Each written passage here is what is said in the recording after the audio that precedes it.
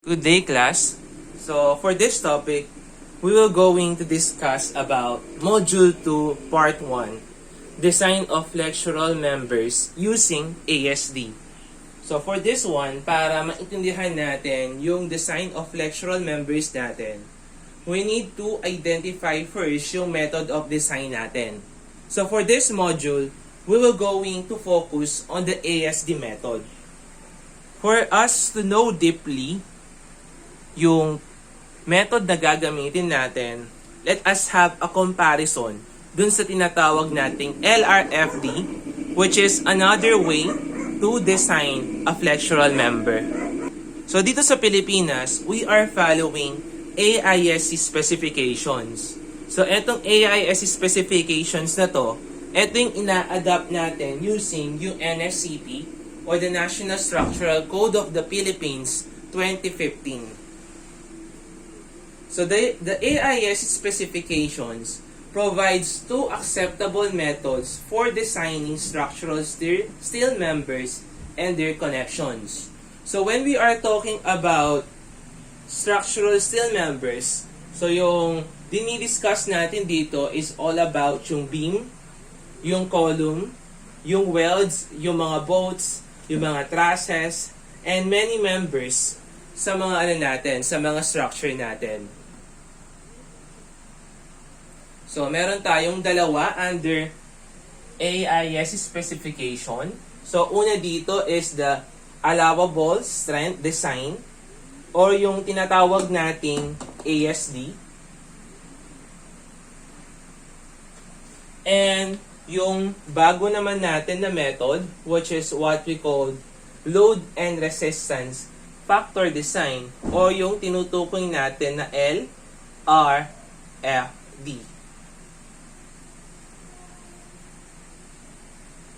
So, yung similarities ng dalawa, both procedures are based on limit-stated design principles, which provide the boundaries of structural usefulness. So, ginagamit natin dito is, meron tayong din mga differences between these two methods. So, the allowable strength design, ito yung mga sinuunang design method natin in designing a structural member. So, under USD, under reinforced concrete design, o yung tinutukoy natin na concrete design, so tinetake up nyo to right now. So, under RCD, or the reinforced concrete design, meron tayong dalawa. So, yung dating method, which is yung WSD, and yung bagong method, which is yung USD. So, for this one, under sa steel design naman, meron tayong dalawang characteristic din, or dalawang method, ASD at saka LRFD. So, for the RCD portion naman, yung WSD natin, eto yung sa ASD part natin. And yung USD naman, eto naman yung sa LRFD. So, meaning to say, no, dahil nga lumilipas yung panahon, siyempre, kailangan mag-update yung code natin. So, etong allowable strength design natin, eto yung makalumang design procedure natin to design a structural member. Mapa konkreto man yan or mapa steel. So, when we are talking about allowable strength design or ASD, so, we are talking about yung working stress design. Which is, eto yung tinutukoy nating WSD sa concrete. So, under the ASD, so yung ginagawa natin dito is kinukuha lang natin yung maximum stress limit. Meaning to say, yung mga actual values natin na nakukuha natin, lagi natin yung ine-equate sa allowable values natin. Kasi by principle, no, ginagawa natin dito yung actual values that must be less than or equal to the allowable. So upon designing, ginagawa natin yung actual, ini-equate natin siya sa allowable. So kapag allowable strength design, so focus lang tayo sa maximum stress limit. So if we will compare the two method, yung ASD at saka LRFD, much na easily pag-aralan itong ASD natin compared sa LRFD. So yung makabagong design naman sa pagko-compute ng mga structural members natin is yung load and resistance factor design or the LRFD. So yung ginagawa kasi dito, kung sa ASD natin, ito yung maximum stress limit. So yung pinaka-maximum natin, isasagad natin siya. Dito naman sa load and resistance factor design, yung ginagawa natin dito is we went beyond the limit. So meaning to say, dumadagdag tayo dito ng mga factors, nagmumultiply tayo ng mga factors sa mga loadings natin para malagpasan natin yung mga limit. Kung dito meron siyang maximum, so ginagawa natin sa LRFD, kino-consider natin yung stress na mag-e-exceed sa maximum stress limit natin. So yung load and resistance factor design natin, it went beyond the limit. That's why yung tawag dito is yung ultimate, kino-consider natin dito yung mga ultimate loads natin, or we are considering the ultimate limit state. So since we are considering the ultimate, so if we will compare the two method, mas safe yung LRFD natin kasi unang-una is updated etong design codes natin using LRFD. So yung ASD method natin, siyempre, ito yung makalumang design procedure natin in designing a structural member. Kaya kung mapapansin ninyo, no, sa mga buildings natin, sa mga makalumang buildings, yung mga makalumang buildings natin, yung mga cross-section ng mga beam natin, yung mga cross-section ng mga column, ang lalaki. Kasi we are using allowable strength design or ASD. Pero right now, because we are using yung load and resistance factor design, so lumiit yung mga column, lumiit yung mga beam natin. Kung mapapansin niyo sa CEA building natin, dun sa first floor natin, and sa second floor, mapapansin ninyo na yung mga column, yung mga beam natin, sobrang lalaki. Kasi, that was designed using ASD method or the WSD method under the concrete design. Pero right now, dahil meron na tayong makabagong codes na ginagamit, lumiliit na yung mga cross-section natin using LRFD design. So, meaning to say, no, if we will compare these two methods, mas makakatipid ka using the load and resistance factor design. So sir, do we still use yung allowable strength design natin? So safe pa rin naman na gamitin yung allowable strength design natin kahit papaano. So, under masters, no, meron tayong sinusundan na formula doon kung ano yung gagamitin natin, either ASD or LRFD. Kasi there are times na mas economical yung mas solve natin na mga dimensions using ASD compared sa LRFD. Pero, siyempre, since nandito tayo sa design lang, so hindi na natin i-discuss kung ano yung gagamitin natin, kung ano yung criteria na pagbabasihin natin para malaman natin kung anong method yung gagamitin. Kasi under masteral na yun. So, siyempre, meron tayong mga differences between the two. So, yung differences natin, first of all, is the method of calculation. Sa method of calculation natin, so ginagawa natin dito is the method used for calculating the design loads. So under ASD, pag sinabi natin ASD, yung ginagawa natin dito, yung mga loads natin, is mga service loads lang. Meaning to say, kung ano yung mga loads na naka-indicate dun sa problem natin, yun lang yung gagamitin natin. Service loads. So, wala kang imumultiply doon as it is mo siyang gagamitin. So, when we are talking about LRFD naman, so we are talking about yung mga factor loads naman natin. So, for this one, ito yung mga factor loads. So, meaning to say, meron tayong imumultiply na factor sa kanya.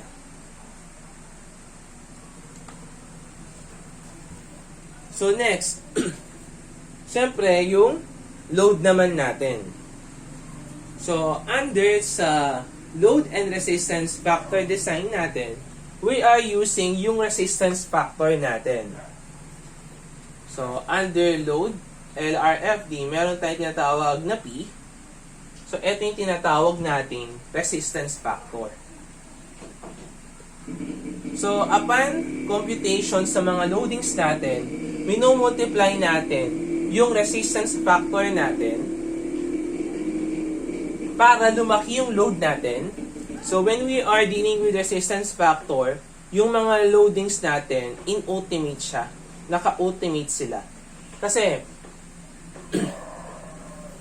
so, next naman, under naman sa allowable strength design naman natin, so ginagamit natin dito is yung ayan. So yung symbol na yan, so if I'm mistaken, that is omega. So ito yung tinatawag nating safety factor. So under naman, since under sa allowable strength design natin, service load siya lang yung ginagamit natin. So, ginagawa natin is, sa mga nominal strength ng member natin, dun natin nilalagay yung safety factor natin. So, that is the major differences between the allowable strength design and the load and resistance factor design. So, siyempre, yung pinakabida sa mga ano natin, sa mga design method natin, siyempre, yung mga individual loads natin. So, when we are talking about individual loads, ito yung mga tinatawag nating dead load, live load, wind load, snow load, etc. So, lahat ng mga loadings, so, ito yung tinatawag nating individual load. So, for this one, so, etong mga loads natin na ina-apply natin sa structural member natin, ito yung mga tinatawag nating mga service loads. Ayan. So, mga service loads or working loads.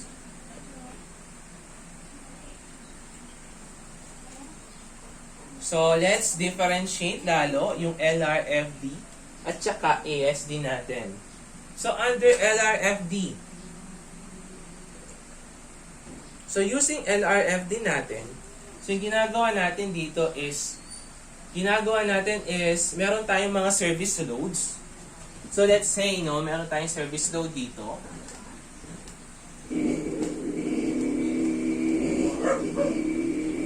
So, ginagawa natin sa service load natin, pina-factor natin siya. Minumultiply natin siya ng factor para maging siyang factored load. Kasi kapag naka-factored yung load mo, so meaning to say, nasa ultimate limit state ka. Kasi pinactor mo eh. So, from the words of ultimate, so meaning to say, yung service load natin is ginagawa natin siyang mas mataas kaysa sa dati. So, bakit natin ginagawa siyang mas mataas? para meron tayong allowance sa design natin. Kasi yung nangyari sa allowable strength design, so nakulang to sa earthquake design. So dahil nga kulang siya sa earthquake design, so na-introduce yung LRFD. Ngayon naman, para naman lalong mas maging safe yung structure natin, dinidesign natin yung mga structural members natin ng higit pa dun sa dinadala niyang load. Wherein yung dinadalang load ng mga structure natin, yun yung service load. So, ginagawa natin is pinapalaki natin yung service load para kung sakali man na magkakaroon tayo ng additional load dun sa structure natin, safe pa rin yung structure natin. So, meaning to say, mas magiging economical yung structure natin. So, para palakihin natin, para maging ultimate load yung service load natin, kailangan yung i-multiply mo na factor dito, that must be greater than 1. So this is usually greater than 1. So usually greater than 1 yan, di ba? Kasi kung i-multiply mo to greater than 1, siyempre lalaki yung service load natin. So in other words, no, ito yung formula natin. So reduction factor, ito yung reduction factor, multiplied by the nominal strength of a member. So ito yung nominal strength. So kapag sinabi nating nominal, ito yung initial strength niya. So meaning to say, yung initial strength niya, i-multiply mo sa factored para maging siyang ultimate. So next naman, yung RU naman natin, that is yung ultimate load naman natin. Siyempre, yung ultimate load natin, nangyari yung ultimate load na to kasi nga, meron nag-factored load tayo. So, reduction factor multiplied by the nominal strength of a member that is always greater than or equal to the computed factored force in a member. So, usually, itong PRN natin, ito yung tinatawag nating design strength.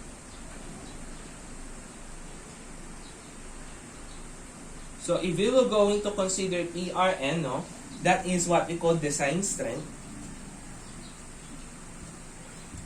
So, makukuha naman natin yung RU naman natin using yung LRFD natin.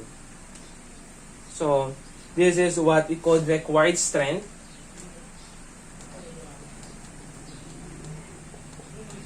Required strength using LRFD.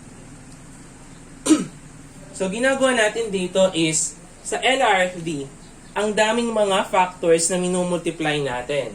So, iba yung factors natin sa dead load, iba yung factors sa live load, iba rin yung factors sa wind load. So, yung ginagawa natin is, para makuha natin yung factored load natin, so, ina-add natin lahat ng mga factors natin. Lahat ng mga factored loads natin, and ginagawa natin is we are adopting the largest value. So, lalo ninyong maiintindihan yung principle ng LRFD kapag nag-compute na tayo. So, let's focus naman sa susunod, which is yung ASD natin, or the allowable stress design. So, under the allowable stress design, so, dito naman, since dito sabi service loads lang. So, we are not considering yung mga factored loads natin. So, meaning to say, service loads are not multiplied by load factors. So, meaning to say, kung ano yung mga given na dead load, live load, wind load, yun na agad yung gagamitin natin. So, for this one, So, ito yung general na formula natin. So, Rn over omega, that is greater than or equal to Ra. So, kapag sinabi natin Rn, same with here, ito yung nominal strength natin. Nominal or the initial strength. And kapag naman omega, ito yung safety factor natin. Wherein usually, di ba, yung mga safety factor natin, dinidivide natin yan lagi. Kaya nangyari, that is 1 over omega multiplied by Rn. So, yung mga safety factor natin, lagi natin yan dinidivide. So, yung Ra naman natin, ito naman yung tinatawag nating working load. So, meaning to say, sabi nga, working load or yung service load natin. So, for this one, wala tayong pina-factor dito. So, as it is, kung paano mo siya na-compute, kung paano given sa problem, yung mga loadings natin, yun lang yung gagamitin natin. So, for this one, kapag dinivide mo yung nominal strength mo to the safety factor, so you are considering yung tinatawag nating allowable strength. So, eto lang yung allowable strength na kakayanin ng structural member natin. So, that is the differences between the LRFD and the ASD. So, to give a summary, no, yung dinidesign natin sa ASD, that is only yung allowable strength natin. And yung dinidesign naman natin sa LRFD, that is the design strength naman. So, using the two, pwede nyo naman siyang gamitin. Pero right now, siyempre, let us update ourselves using LRFD. But for this module, we will going to discuss about the ASD more.